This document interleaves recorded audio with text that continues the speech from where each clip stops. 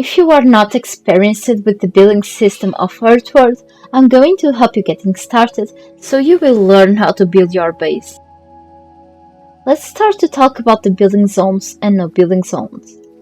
Building zones are the places where you can build anything and place any item. It can be on the ground or even above a rock. These zones cover mostly part of the map, so you're basically free to build in many places you want to. No building zones are the places that, obviously, you can build or place anything, and if you are in one of those areas, it will appear on your screen a notification saying no building, as well with a small status icon with a hammer and a red cross. These no building zones include the spawn area limits, roads, towns, and special places like the dome or aircraft carrier, and areas already claimed by other players. For starting building, you will need materials like wood planks, shaped iron, stones, and concrete, and the construction hammer as well. The construction hammer is cheap to craft, and you can craft it on a workbench with some shaped iron, leather, amber, and wood. You need to have the hammer on your hands and then hold the F key to have access to the full building menu. Here you will find several building items you can place on your base. The first row is for the general items. Click in one of these buttons and you'll have access to the other rows. This subsection is for choosing the type of item you want to place. Another subsection is for choosing the size of the item, and some items also include the material options, where you can choose between metal, wood, or stone materials.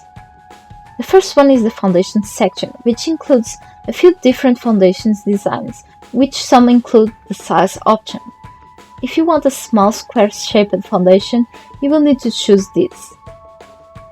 The second one includes all types of walls you can place, and if you don't know how to place a door, I have to tell you that you will need to place a doorway first, which you will find here on the walls section. There are these types of doorway sizes and materials. The big sized doorway is for the garage doors. We'll get to the doors section in a bit. These are the support trusses and buttresses. I found that the buttresses can be used as a second protection for your walls, as well with for decoration. The support trusses may be very useful when you want to place a floor where there is no other way of supporting it. I mean, when you want to place a floor without having walls under it. And you can also place walls above these trusses without any floor. You can remove the truss after doing it if you prefer. To place these trusses, you will need always to find an attachment point before adding it. There are the rooftops. Take note that this rooftop shape can only be placed above walls that are in a triangular position. Here you can choose between big and small squared floors, as well with a triangular shaped floor. There's the doors and windows section that include the single and double doors, carriage door, a trap door, window shutters, and a pillbox window.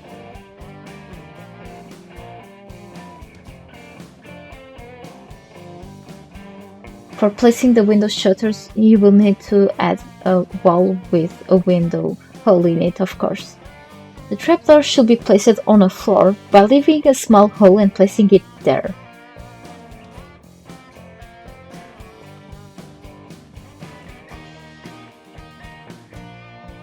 The pillbox window should be placed on the top of a wall.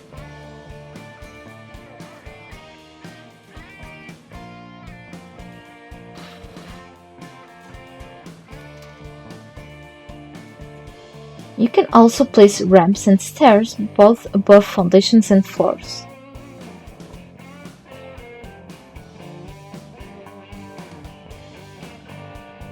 You can add ladders, which are pretty useful, especially if you're using trapdoors to access upper floors. These are some sort of rails. And for decoration, the menu has these types of pillars and also arches. I really like to use these in my bases. And this is the remove tool. If you remove a building object, half of its materials will go back to your inventory. You can rotate a few building items by pressing the right mouse button. Always pay attention to the attachment points that are these small green squares, especially if you want to remove one specific item. Two important things you should consider. First, always add an ownership stake in each area you're building your base, and try to hide it inside of your base as much as possible. No one will be able to open your doors or destroy your base with a hammer then. Second, this is a small tip I want to give you. As doors are always more weak than stone and metal walls, try to build these walls behind your door. I know it's a pain every time you want to get in or out of your base, but trust me, this is one of the good ways of avoiding players to enter your base by only using one C4 bomb. Doors are destroyed with only one.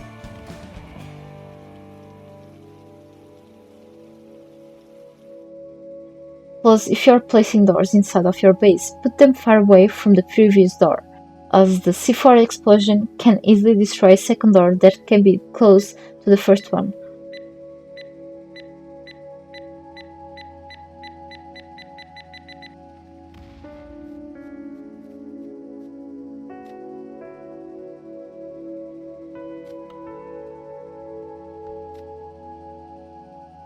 Also, I forgot, but there's a third important thing I want to tell you. Never leave your base rooftop open, okay? Always finish your rooftop before going out of your base or disconnect, because anyone can build a ramp not far from your base and just jump inside of your base, especially if they have a vehicle to get in, okay? Thank me later. The more you build, the higher chances you have of finding more solutions to protect your base and improve it in many ways. May your second base be better than the first.